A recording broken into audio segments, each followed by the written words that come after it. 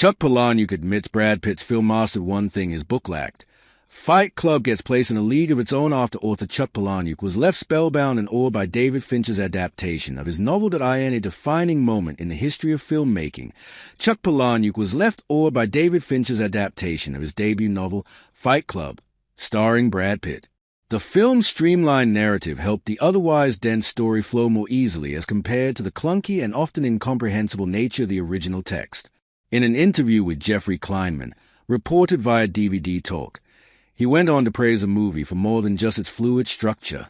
Fincher also outwitted Palahniuk by ironically linking the film's plot to the very thing the novel tried to criticize. I was sort of embarrassed of the book because the movie had streamlined the plot and made it so much more effective and made connections that I had never thought to make. There's a line about fathers setting up franchises with other families, and I never thought about connecting that with the fact that Fight Club was being franchised and the movie made that connection. I was just beating myself in the head for not having made that connection myself. Such a feat is not only rare but nearly impossible to achieve, no matter how talented, visionary, or esteemed a filmmaker may be. But Fincher made it seem easy with his rebellious blend of art, action, and dialogue.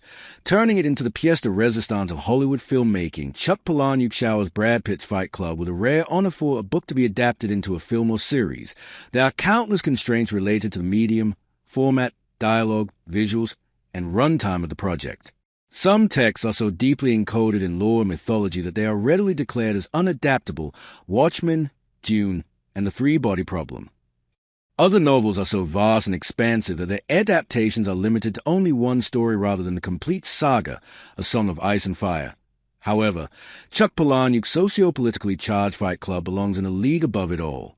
The novel explores themes of misogyny, mental health, consumerism, capitalism, anarchy, toxic masculinity, identity politics, and the fall of morality.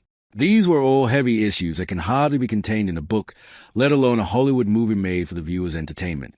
And yet, the film by David Fincher and Brad Pitt exists as a timeless classic. Fight Club occupies a space in pop culture reserved for the rarest few, where the movies are endlessly quotable and adaptations are considered far superior to the original via Screen Rant. The film succeeds in doing that by streamlining the dense narrative and giving it a coherent structure.